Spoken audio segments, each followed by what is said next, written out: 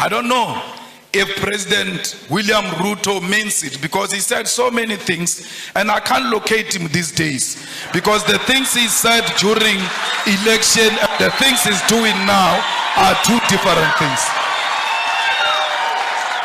I don't know, because I heard him saying we need to do away with the dollar and build our own currency.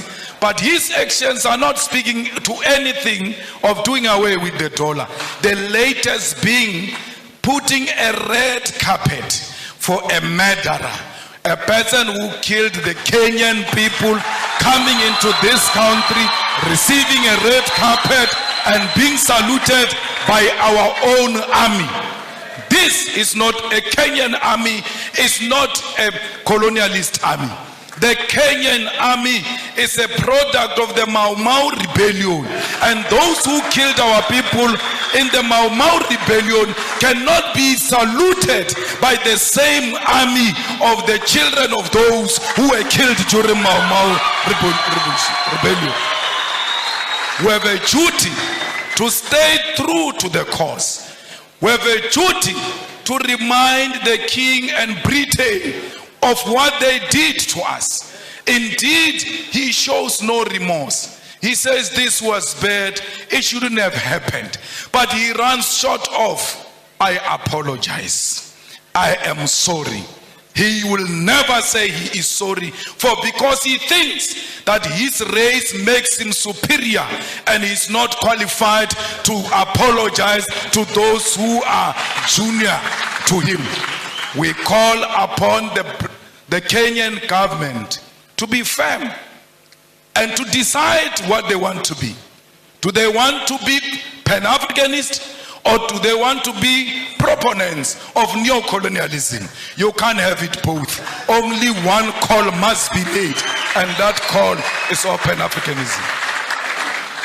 It's not easy being a Pan-Africanist, for because the mindset of our people is so colonized, they are going to isolate you.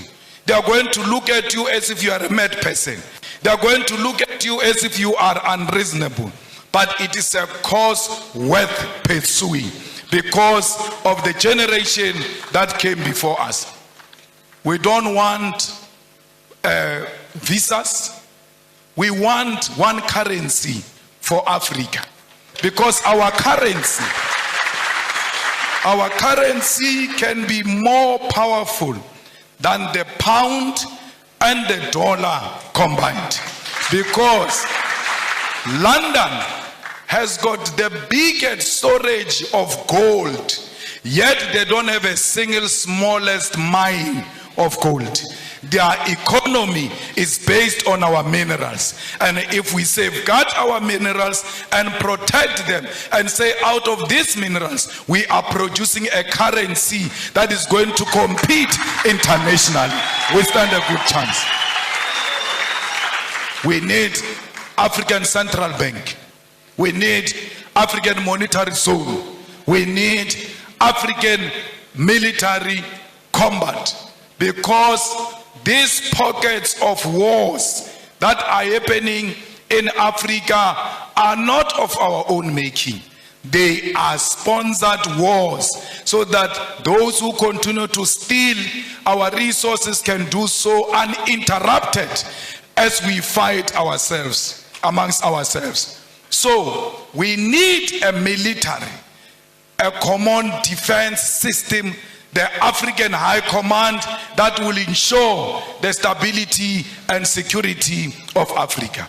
We equally need a biting African court to deal with dictators who only exist in Africa to feed their friends and families. Those people must be prosecuted the African way, because ISIS is not meant to fight any crime, it's meant to pursue political fights.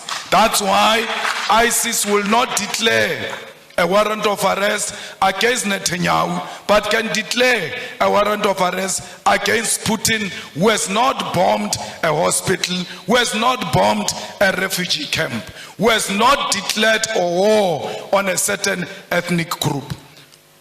We as Revolutionary Economic Emancipation Movement also associate with what Guinea's President Sekou Touré said in 1963.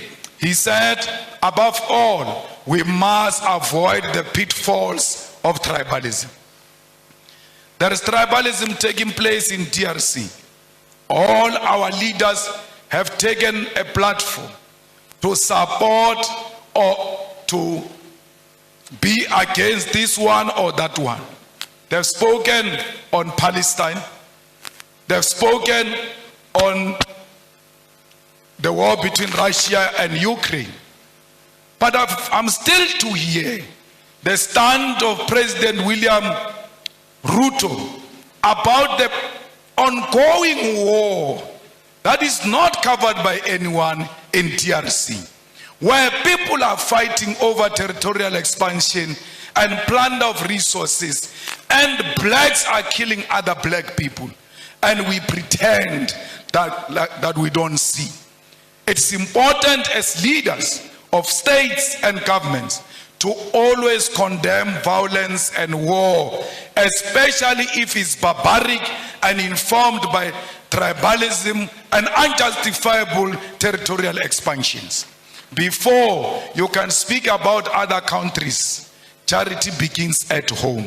Let there be peace in DRC. Without peace in DRC, Kenya will never know peace. Because these rascals are going to learn from those wars in DRC and want to import them into Kenya. You have a duty to stop them there before they come into Kenya.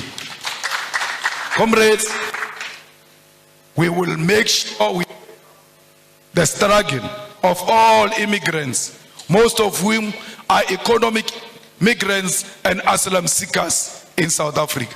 We will never. In South Africa, they say to us, if you want to be elected, you must declare war on illegal immigrants. And illegal immigrants, they mean Africans. We have refused as the EFF that we will never declare war on any immigrant, illegal or legal. Illegal according to whose law? Because if you are illegal, you should have violated a certain law. Which African law did these people violate when they came to this side of Africa? Because they are still in the same territory of Africa. They are at home when they are in South Africa. We wish to tell them we're going to elections next year in South Africa. We wish to reiterate that. And we tell them all the time, if they want to elect us on the basis of xenophobia, they can keep their votes. We are not disparate for votes. We are disparate for the unity of Africa. And that's what we want to achieve in our lifetime. Remove the visas as an immediate step. And I heard Kenya is going to do that by December. Perhaps I must come back here in December unannounced, so to test if indeed President William Ruto means exactly what he said when he said there won't be visas in December. Maybe I must sneak in and test without applying for any visa and just give them the South African passport and say I'm coming home.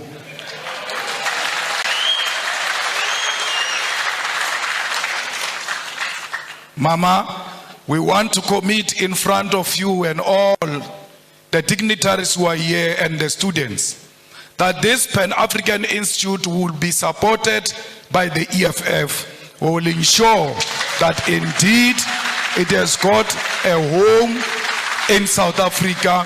We will not only support it verbally, we will put money into it. We will pay the staff members of the institute. We will also pay the offices of the institute, because we believe that we must speak one language as Africa.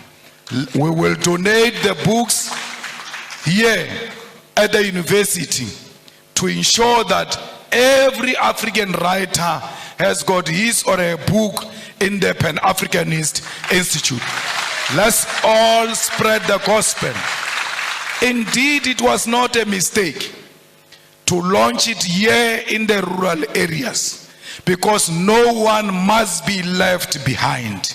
If you can carry on your back the rural communities, you have no any other option to go anywhere except to go to the urban. But if you start from rural, there is no way you can cover the urban. But if you start from the urban, you are going to be reluctant to come to the rural. We are starting here to liberate our people in the rural areas, and we're going to the urban to ensure that everybody hears the message. Tell President Ruto that the people of Palestine are what Mau Mau was. Tell President Ruto that the people of South Africa are what Palestinian people are today. Where our land get encroached, where our land just get taken, and we get killed on our own land, we get tortured on our own land, we get imprisoned on our own land. When we fight, they say we are terrorists. This Nelson Mandela you celebrate, for 27 years, he was in prison because he was a terrorist. What crime did he commit, which the Palestinians are not committing? His crime was to fight for the liberation of the people of South Africa and the oppressed world all over, including the people of Palestine. It can't be correct that President Ruto, knowing the history of this country and the history of South Africa, comes and tells us that it's with Israelites. Our war is not on Jewish people. Our war is not on pregnant women, Jewish pregnant women. Our war is not on Jewish children. Our war is against a Zionist apartheid state of Israel, and that's what we are fighting. So if he got money from some Jewish person, we are not fighting that funder of his. We are fighting the state of Israel. We are not fighting individuals. We are fighting the state of Israel. At the age of 9 years, the Boers walked into my house and turned everything upside down, stripped my mother naked. When I see what those children of Palestine are going through, I can immediately relate that this is what apartheid looks like. We cannot be Pan-Africanist if we can't associate with the oppressed nation. Our Pan-Africanism is based on the basis that we are an oppressed nation ourselves, and everywhere else where we see an oppressed person, that person is our sister, that person is our mother, that person is our father, because we are not free until the whole world is free from imperialism and colonialism. I don't know if you'll regret inviting me after this. But my problem is that I tell my truth as is, and I say it to authorities without fear or favor. Till today, no one has ever sued me legally successful. Till today, no one has imprisoned me, because you can't imprison or sue the truth. The truth will always prevail. Comrades, we must make sure that as we live here, our sympathy is with the oppressed people. Look at Cuba. Its crime was to choose a different economic system to what America has chosen. And then they are under more than 60 years of economic embargo. What crime did the people of Western Sahara commit against Morocco? We are at the center of speaking the truth as a Pan-Africanist institute, because we've got the ear of the continent and the diaspora and the whole world. And this organization we are launching today, Prof, will live forever and ever, because you only speak the truth yourself to power.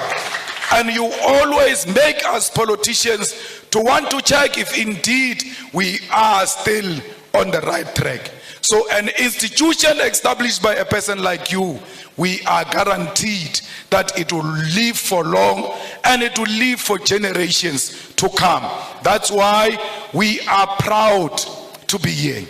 I was not brought by a plane here. I was not brought by a car here. I was driven by the spirits of those people who were dumped in the oceans. And when they were dumping them in the oceans, their cries are still crying loud till today. They did not dump them in the ocean only. They dumped them chained on their hands and their feet, and they could not fight. When the sharks were eating them in those oceans, they could not fight. Even if you know that today I'm going to die, but it is always good to die fighting.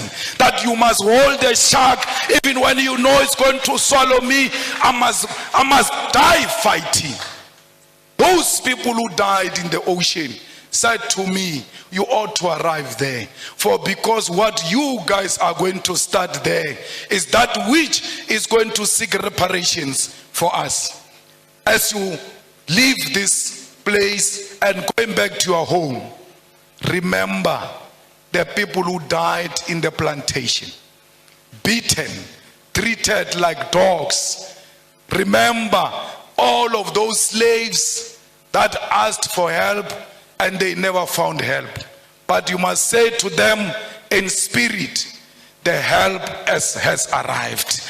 And that help we declare today that will fight the battles of the heroes and heroines of Mau Mau, of Mbambata rebellion, of the slaves.